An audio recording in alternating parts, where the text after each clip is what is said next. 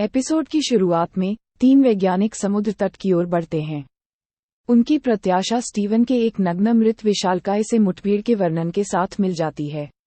पिछले दिन के तूफान ने समुद्र को मथ दिया था और इस विशाल जिज्ञासा को किनारे पर ला दिया था। प्रारंभ में अधिकारियों द्वारा संदेह का सामना किया गया।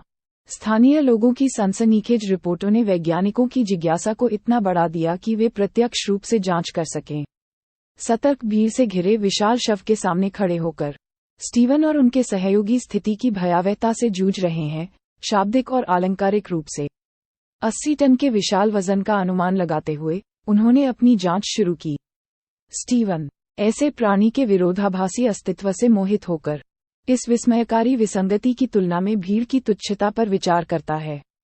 जैसे जैसे दर्शक धीरे धीरे अपनी घबराहट पर काबू पाते हैं और विशाल के शरीर को घेर लेते हैं, इसे तलाशने और शोषण करने के लिए एक नवीनता मानते हैं, स्टीवन एक सम्मानजनक दूरी बनाए रखता है, जबकि अन्य लोग मौज मस्ती करते हैं और यहां तक कि शव के साथ बर्बरता भी करते हैं। स्टीवन आकर्षण और गंभीरता के मिश्रण के साथ स्थिर रहता है। विशाल की निगरानी के लिए उसकी संस्था द्वारा नियुक्त स्टीवन की बाद की यात्राओं से एक निराशाजनक परिवर्तन का पता चलता है।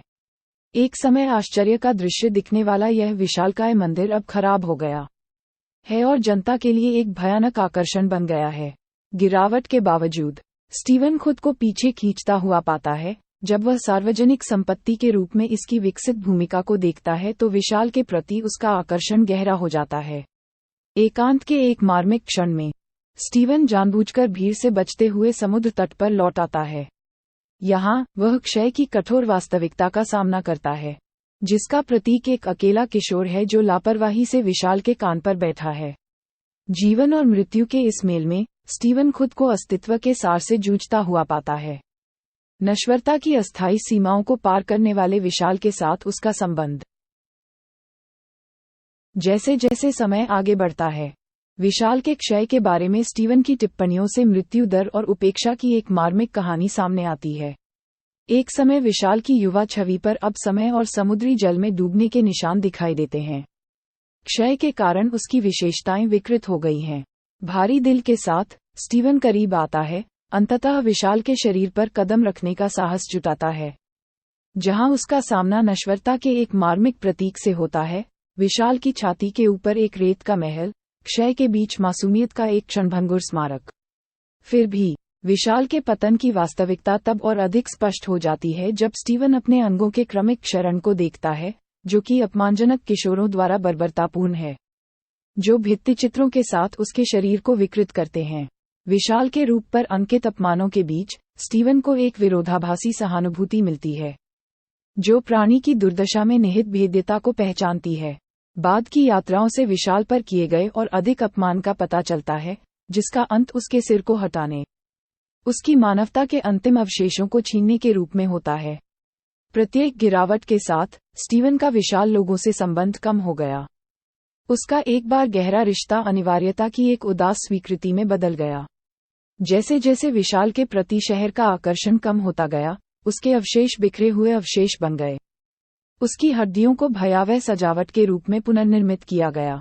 विशाल की खोपड़ी के साथ स्टीवन की आकस्मिक मुठभेड़ उसके क्षणभंगुर अस्तित्व की एक मार्मिक याद दिलाती है, जो महानता की क्षणभंगुरता का एक गंभीर प्रमाण है। फिर भी उनके अवशेषों के अपमान के बीच एक अंतिम अपमान बाकी है, एक सकस साइड शो में उनके जन्नांगों को हटाना और गलत लेबल लगाना। इस तुच्छ भाग्य के बावजूद स्टीवन विशाल की स्थायी जीवन शक्ति में अपने विश्वास पर दृढ़ है और नश्वरता की सीमाओं को पार करने वाले सपनों में उसके पुनरुत्थान की आशा से जुड़ा हुआ है।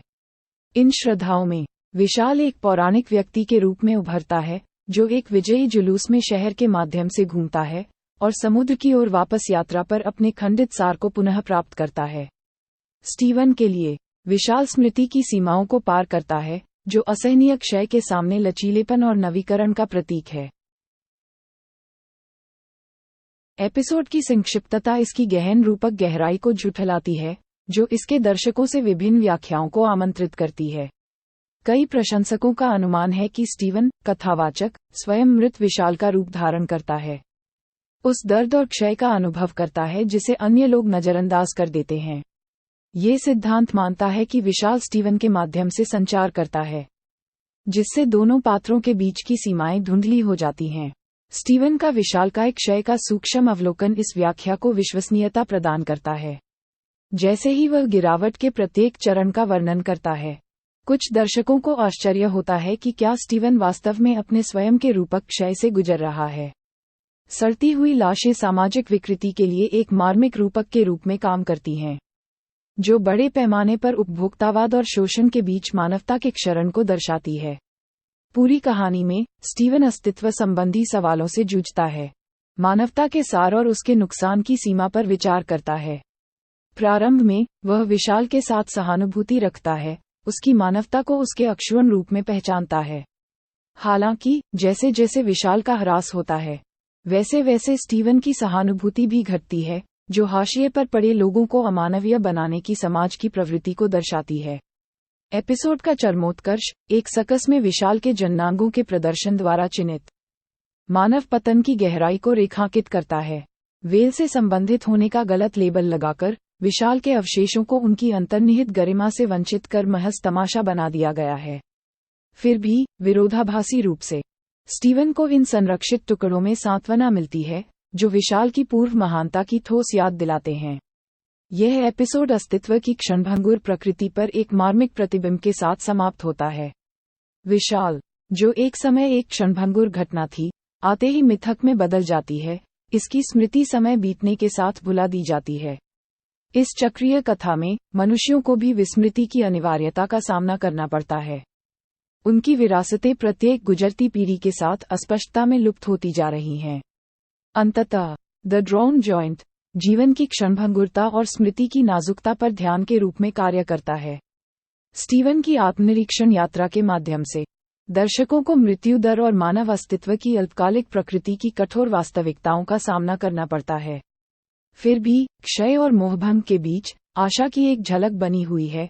विस्मृति की स्थिति में भी मानव आत्मा की अंतर्निहित सुंदरता और लचीलेपन की पहचान